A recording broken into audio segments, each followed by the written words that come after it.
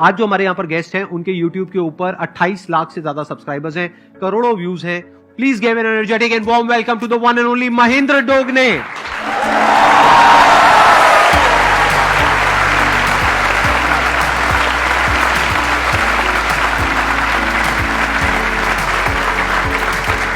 Please. मेरा नाम महेंद्र दोगने है और मैं मध्य प्रदेश के सबसे छोटे डिस्ट्रिक्ट हरदा से बिलोंग करता हूं और अभी भी वहीं पर रहकर सारी चीजें कर रहा हूं, सारे काम कर रहा हूं। मेरे पिताजी एक मैकेनिक है। मैं सेशन सुन रहा था शायद मनोज का, और उसमें उनके पिताजी शायद बाइसिकल रिपेयर करते थे। राइट। तो मेरे पिताजी जो है बाइक रिपेयर करते थे और अभी भी करते हैं, और मैंने वहीं से शुरुआत की।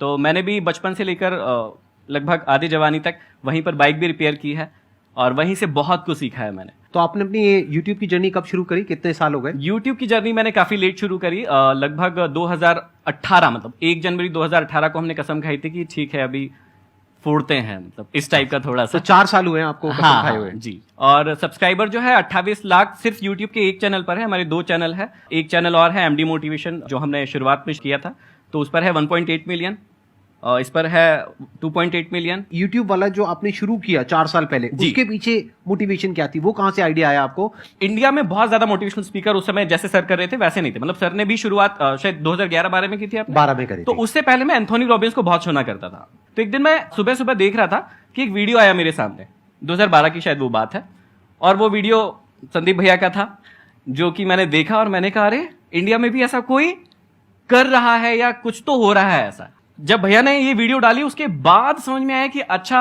और ऐसा होता है कई बार कि जब आप छोटे होते हैं तो कोई ना कोई एक व्यक्ति ढूंढ रहे होते हैं, आइडल ढूंढ रहे होते हैं, ऐसा भी कह सकते हैं हम, कि कोई व्यक्ति एग्जैक्टली कुछ कर रहा है क्या वैसा। तो मुझे दिखा कि अच्छा ये कर रहे हैं, तो मैंने सोचा क्यों ना मैं भी करूं, और मैंने डिसाइड किया कि finally I am ready to be a life coach और मोटिवेशनल स्पीकर। कितने टाइम बाद आपको सक्सेस मिली सिर्फ यूट्यूब पे? 3 से 4 महीना लगा था मुझे, क्योंकि अच्छा। मुझे बहुत ज्यादा कॉन्फिडेंस था कि ऐसे लोग यदि मार्केट में चल रहे हैं तो मैं तो बहुत अच्छा फोड़ सकता हूं। ऐसे आपने उधर इशारा क्यों किया, मेरी तरफ क्यों किया? आपके जैसा नहीं। ऐसे लोग अगर चल रहे हैं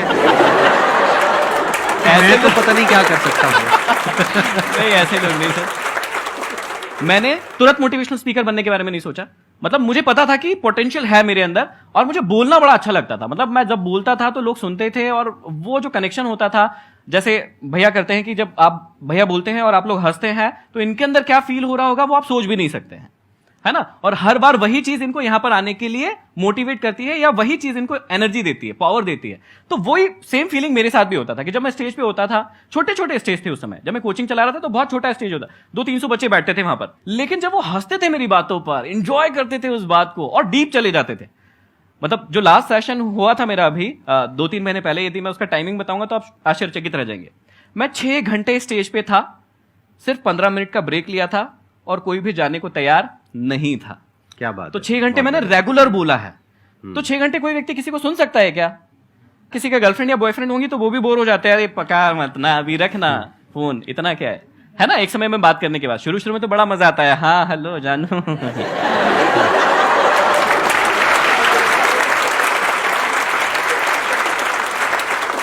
अच्छा, इनका छोड़ो, आप अपना बताओ, आपका क्या चल रहा है?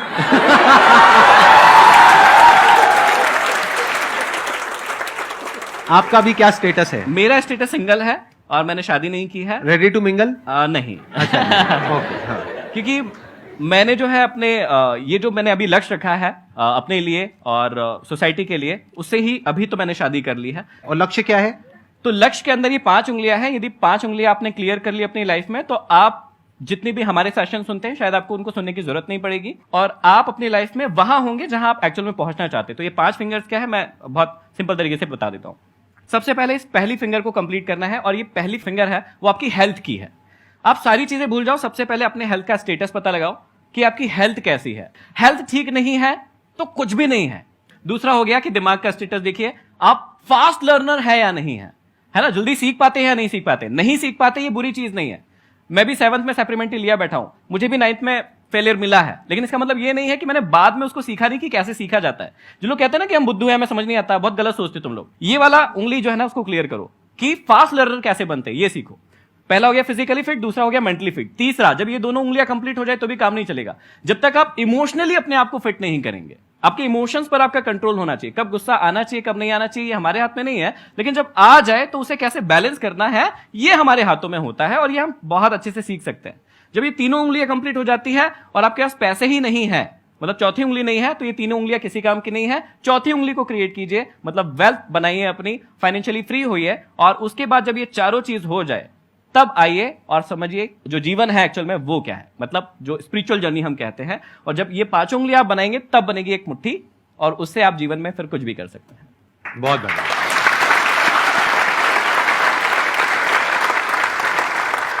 मेरा क्वेश्चन है कि आप मतलब हर टाइम पॉजिटिव कैसे रहते हैं? जैसे मैं मोटिवेशनल स्पीकर हूं तो कई लोग मुझसे पूछते हैं, पता नहीं क्यों पूछते हैं, कि भैया आप हमेशा ही एनर्जेटिक रहते हो, हमेशा ही आपके अंदर आग रहती है, फायर रहती है, ताकत रहती है, तो क्या ऐसा हो सकता है, पॉसिबल है क्या? ये नहीं है, अप्स एंड डाउन्स होते रहते हैं। तो मेन चीज ये है कि आपने जो पूछा है कि हमेशा पॉजिटिव कैसे रहना है, क्यों रहना है, वो पता कर लो पहले। कैसे रहना है उसके बहुत सारे तरीके हैं। जैसे मैं पर्सनली अपने लिए यूज करता हूं कि जब मैं किताबें पढ़ता हूं तो मैं अपने आप को बहुत ज्यादा पॉजिटिव महसूस करता हूं, उसके बाद बहुत सारे दिनों तक मैं पॉजिटिव रहता हूं। म्यूजिक एक बहुत इंपॉर्टेंट रोल प्ले करता है पॉजिटिव रहने के लिए। तो कई बार आप जब म्यूजिक सुनते हैं, आप में से कई सारे लोग म्यूजिक सुनते होंगे और अपने आप को रिलेट कर पाते होंगे उससे, तो वो भी एक बहुत अच्छा सोर्स है कि आप अपने आप को पॉजिटिव रख पाए। लेकिन मेन चीज ये है कि पहले पता तो कर लो कि आपको पॉजिटिव रहना क्यों है, किस लक्ष्य के लिए रहना है। या यहां पर ना एक चीज यदि हम करवा सके कि बहुत सारे लोगों का एक कॉमन क्वेश्चन रहता है, जो मेरे साथ तो बहुत पूछा जाता है, मुझसे पूछा जाता है कि ना हमें पता नहीं चल रहा है कि हमें करना क्या है, हाँ या ना? तो इसका जवाब दे सकते हैं क्या हम लोग? दे दे फटाफट। तो कुछ एक छोटी सी एक्टिविटी करवा सकते हैं क्या? हाँ, ठीक है, ठीक है, दो लोग कोई भी आ जाओ स्टेज पर। आपका शुभ नाम क्या है? देव है। आपका? मोहित। यहां पर खड़े। तो अब आपका नाम ना देव नहीं है, थोड़ी देर के लिए आपका नाम देवयानी है। क्या है? तो मोहित आपको क्या करना है, ये देवयानी है, ये आपका लक्ष्य है। क्या है? लक्ष्य। हाँ, इसको आपको पाना है। चलो पालो फटाक से, चलो जल्दी चलो, चलो पालो पालो। अरे नहीं, भागना नहीं है, आप यही कर रहे हो, भाग रहे हो, यही कर रहे हो। जाइए थोड़ा और पास जाइए, आंखों में आंखें मिलाइए, हाँ गले मिलिए थोड़ा सा। हाँ, बस जाए। अभी देखिए बहुत सिंपल था कि इनका लक्ष्य जो है वो एकदम इनके सामने था, और क्या हुआ, इन्होंने उसको पा लिया। अब इनकी आईज क्लोज कर देते, ये चश्मा उतार लीजिए। तो अभी जो है वही लक्ष्य है। लक्ष्य क्या है? देवयानी इनका लक्ष्य है, लेकिन अब इनको पाना है देवयानी को। ठीक है, आप मम्मी की कसम है, आपको ना आंखें नहीं खोलना है, ठीक है? चलो ठीक है, रेडी? पाए? चलो आराम आराम से चलो, धीरे धीरे भाई।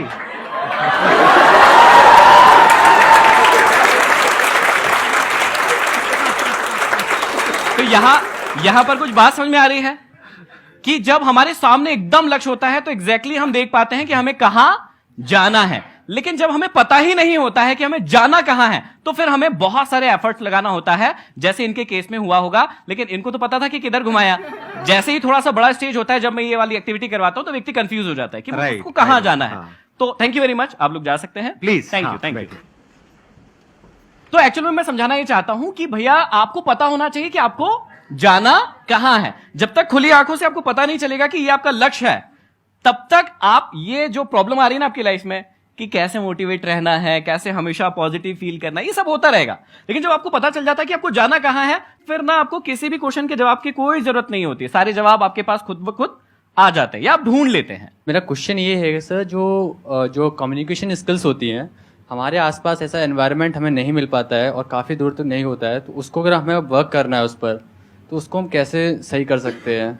जैसे उन्होंने कहा कम्युनिकेशन स्किल्स, तो मुझे शायद आपका वो वीडियो ही याद आया जिसमें आपने बहुत डिटेल में और शायद सिखाया है, और शायद वो एपिसोड 1 2 3 4 3 या 4 एपिसोड्स हैं। हाँ, तो पूरा एपिसोड्स हैं। तो पहली बात जो इन्होंने कही वो शायद यहीं पर, मतलब मुझे ब्लेम नहीं करना चाहिए, लेकिन यहीं पर गलत हो गई कि सोसाइटी में कोई सिखाता नहीं है, क्योंकि ऑलरेडी मतलब आसपास ऐसा कोई वो नहीं है, माहौल एनवायरनमेंट नहीं है। ये कह रहे हैं कि हमारे आसपास में जो लोग हैं वो ऐसे नहीं है कि उनसे बात कर सके। तो बेसिकली क्या होता है कि आपको एनवायरनमेंट नहीं मिलता तो उसका भी कोई प्रॉब्लम नहीं है, आप खुद से वो एनवायरनमेंट डेवलप कर सकते हो। जैसे मेरे को दिक्कत हुई थी जब इंग्लिश स्पोकन, क्योंकि मैं हिंदी मीडियम से था, फेल हो गया था। इंग्लिश सीखने का मेरे को बड़ा शौक था। तो जब मैंने इंग्लिश सीखना शुरू किया तो मैं गवर्नमेंट स्कूल से था और वहां पर माहौल नहीं था, लेकिन वो माहौल मैंने बना लिया। तो आप चुन लो कि भैया कौन कौन लोग हैं जो इंटरेस्टेड है, और उनके साथ वो प्रैक्टिस शुरू कर दो। जैसे आपने कहा कि कोई स्पेसिफिक स्किल है जिस पे आपको कमांड करना है, जैसे इंटरव्यू है, तो आपको इंटरव्यू कहीं देने जाना है और आपको नहीं मिल रही कि यार मैं किसके साथ तैयारी करूं, तो ऐसा हो ही नहीं सकता कि आपको कोई भी ना मिले। 4-5 लोग आप ढूंढिए कि जिनके साथ आप डेली बैठकर इंटरव्यू का सेशन कर सकते हैं, उनके साथ डेली प्रैक्टिस कीजिए। अब यदि आप कहें कि दुनिया में कोई व्यक्ति मिला ही नहीं, या मेरी सिटी में कोई व्यक्ति मिला नहीं, तो ऐसा पॉसिबल नहीं होता मेरे हिसाब से। तो मैंने अपने मोबाइल पे सिर्फ एक ही व्हाइट है और सिर्फ उस पर एक ही चीज लिख के रखी है मेरे मोबाइल पर, और वो है there is will there is way. जहां चाह है ना, जहां आपने चाह लिया ना कि मेरे को ये करना ही है, तो आपको तरीके, लोग, सब कुछ मिल जाएगा। आप एक काम करो ना, आपके पास में मोबाइल है? Yes sir. कैसा है, स्मार्टफोन है या? स्मार्टफोन है। तो अगर उस स्मार्टफोन में आप कैमरे को ऑन कर दो, यस सर। आप अपनी रिकॉर्डिंग करो यस सर। और उस रिकॉर्डिंग को यूट्यूब पे अपलोड करो, यस सर। तो कुछ पैसे लगते हैं? नहीं। अपना एक रूटीन बना लेते हो कि साल में 365 दिन है, मेरे को 365 वीडियोस डालनी है 5-5 मिनट की, इसमें आपका क्या गया? कुछ नहीं सर। लेकिन एक बात पक्की है, एक साल बाद आपकी जो कम्युनिकेशन स्किल है जी। वो जो एक साल पहले थी उससे 1000 गुना बेटर हो जाएगी। यूट्यूब पे सक्सेस मिलेगी नहीं मिलेगी कुछ नहीं कहा जा सकता, लेकिन आपकी कम्युनिकेशन स्किल बेटर हो जाएगी। अगर आप कुछ भी नहीं करते हो, ये जो मैंने कहा वो भी नहीं करते हो, आसपास में लोग भी ऐसे नहीं है, क्योंकि आसपास में जो लोग हैं उनसे जैसे ही आप बात करोगे थोड़ा सा भी वो मजाक बनाएंगे, तो उनसे आप बात नहीं कर सकते हो जी। तो आप अगर अगले एक साल तक ऐसा कुछ भी नहीं करते हो, यानी प्रैक्टिस ही नहीं करते हो, बस अपने दिमाग में सोचते रहते हो कि मेरे को अपनी कम्युनिकेशन स्किल्स को बेटर करना है, क्या कभी बेटर होगी? No sir. पूरी जिंदगी में कभी बेटर होगी? No sir. प्रैक्टिस करना पड़ेगा ना। Yes sir. तो प्रैक्टिस करने के आज की डेट में बहुत तरीके हैं, बहुत ऑप्शंस हैं, अगर आप थोड़ा सा दिमाग लगाओ तो। अपना आप महीने का कितना खर्चा कर लेते हो पैसा जिसकी कोई रिटर्न नहीं है, यानी अपने शौक के ऊपर, कपड़ों पे, इस पे, उस पे, खाने पीने पे? 2 to 3,000 अप्रॉक्स। उसको आप चाहो तो 2-3 हजार को 1-1.5 हजार कर सकते हो? यस सर, कर सकता हूँ मैं। कर सकते हो। Yes sir. तो क्या ऐसे आपके घर के आसपास में जहां पर भी आप हो, ऐसे कुछ इंस्टीट्यूट्स है जहां पर के 500 रुपए महीना वो लोग लेते हैं और आपको इंग्लिश सिखाते हैं या कुछ सिखाते हैं, कुछ करते हैं? Yes sir. है? Yes sir. क्यों नहीं ज्वाइन करते? मैं एक बार गया भी था, मैं ज्वाइन करने का ट्राई भी किया था, मैंने लिया था, तो वहाँ पे उन्होंने क्या किया, पब्लिकली बैठा लिया सामने और एकदम मतलब बिना किसी उसके बोल दिया बोलो यहाँ बैठकर, तो थोड़ा सा मतलब एकदम पब्लिक में आपको 50-60 लोगों के बीच में एकदम बैठा के बोलने को कह दिया, तो थोड़ा वो रहता है ना। तो यही तो आप चाहते यही हो। तो चाहते हैं। आराम से सोचो, समझने की कोशिश करो, यहाँ पे आपको बहुत सारे कॉन्ट्रडिक्शंस नजर आएंगे अपनी थॉट प्रोसेस में, अगर ध्यान से समझ पा रहे हो तो। आप लोगों को समझ आ रहा है ना मैं क्या कह रहा हूँ? Yes sir. ये गए एक इंस्टीट्यूट में, वहां पर गए और ये क्या कह रहे हैं, पहले तो कह रहे हैं मेरे को अपनी कम्युनिकेशन स्किल्स इंप्रूव करनी है, मेरे को एक ऐसा माहौल नहीं मिल रहा है, फिर कह रहे हैं एक ऐसा माहौल मुझे मिला, 50 लोगों के बीच में बिठाया, जो 50 लोग एक्सपेक्ट कर रहे थे क्योंकि उनका भी नंबर आने वाला था बोलने का। ट्राई टू बी कि भैया कैसे आप लोगों को अपनी, और मतलब ये भी कोर्स है अपने आप में, बहुत बड़ा कोर्स है कि भाई लोग आपकी बात सुने। आप यहां पर भैया को सुनने आए हो, मुझे सुनने आए हो, तो ये भी अपने आप में एक आर्ट है, एक स्किल है, तो उसको सीख लो ना। जब आपकी बात कोई नहीं सुनता है तो अपने आप से प्रश्न करो कि वो क्यों नहीं सुन रहा है, आपकी बातों में ऐसा क्या नहीं है जो वो आपको नहीं सुन रहा है, और दूसरों की बातों में ऐसा क्या है जो उसको सुन रहा है। आपको मेंटली पहले प्रिपेयर होना पड़ेगा कि अगर मैं जाऊंगा अपनी कम्युनिकेशन स्किल्स को बेटर करने के लिए तो मेरा बहुत मजाक बनेगा, मैं उसके लिए तैयार हूं। अगर नहीं हो तो बेटर कभी नहीं होगी। कोई ऐसा कॉमेडियन है जो कहता है कि डे 1 से मैं कॉमेडी करूं स्टेज पे जाकर के और लोग हंसने लग जाए, वो कभी कॉमेडियन नहीं बन पाएगा। अगर वो तैयार है कि अगले 1-2 साल तक मेरा बहुत मजाक उड़ेगा, मतलब लोग मेरे जोक्स पे नहीं हंसेंगे, बल्कि हंसेंगे ही नहीं। हाँ, मतलब बाद में कहेंगे अबे चल कहाँ हंसेंगे पर बाद में घर जाके, हाँ बाद में घर जाकर के हंसेंगे या गुस्सा करेंगे, कहेंगे अरे हमारे पैसे बर्बाद कर दिए उसमें देखो। राइट? अगर वो कॉमेडियन अपना मजाक बनवाने के लिए तैयार नहीं है तो वो कभी भी एक अच्छा कॉमेडियन नहीं बन सकता है। जैसे फॉर एग्जांपल आज मैं एक लेवल पर हूं as far as public speaking is concerned, right? जी। मेरे भी कुछ सेशंस होते हैं जिसमें करने के बाद में हो सकता है आपको तो अच्छा लगे, मुझे खुद को अच्छा नहीं लगता है। हाँ। मैंने कहा यार मजा नहीं आया, मतलब वो 100% आया नहीं। कई बार एक जोन आता है वो बहुत बढ़िया आ जाता है। हाँ, हाँ, तो किसी भी वजह से मेरे भी सेशंस कई बार खराब हो जाते हैं। हाँ। तो अगर मैं कहूं नहीं मेरे को तो अब 10 साल का एक्सपीरियंस है, मेरे सारे सेशंस बढ़िया ही होने चाहिए, हाँ। सारे सेशंस नंबर 1 पे होने चाहिए, नहीं तो मैं सेशंस ही नहीं करूंगा, तो गड़बड़ हो गई ना। जी सर। अरे तो भाई जब मेरे को 10 साल के बाद में मेरे सेशंस भी घटिया हो रहे हैं तो आज तो आपके तो घटिया होंगे ही ना। बढ़िया कैसे हो सकते हैं? जो भी कम्युनिकेशन स्किल्स है या जो भी आप बोलना चाहते हो, पब्लिक स्पीकिंग हो गया या जो भी आप अपना इंप्रूव करना चाहते हो, वो बढ़िया नहीं है, यहां से शुरू करो, बढ़िया करना है। हाँ जी। आपको आंसर मिला आपके इस क्वेश्चन का? ट्राई करते रहना है सर। और ट्राई करते रहोगे तो क्या होगा? किसी दिन तो सर सक्सेस मिल ही जाएगी। मेहनत कभी Right. वेस्ट नहीं जाती है। Right. कभी ना कभी मेहनत वो फल दे ही जाती है। इसमें नहीं मिलेगा, कुछ और मिलेगा, लेकिन मिलेगा। आपको एक बहुत मजेदार बात बताऊं? Yes, sir. जब आपने क्वेश्चन पूछना शुरू किया था ना, जी सर। तब में यानी कि 5 मिनट पहले में और अब में आपकी कम्युनिकेशन स्किल में बहुत बहुत फर्क आ अंतर चुका है। है जी already। सर। अभी आप जो बोल रहे हो ना, जिस कॉन्फिडेंस से बोल रहे हो, जिस जी फ्लो सर। में बोल रहे हो, वो कमाल है। आपकी जगह वहां नहीं है, वैसे तो यहाँ है, लेकिन आप अभी No, फिलहाल sir. वहीं बैठे।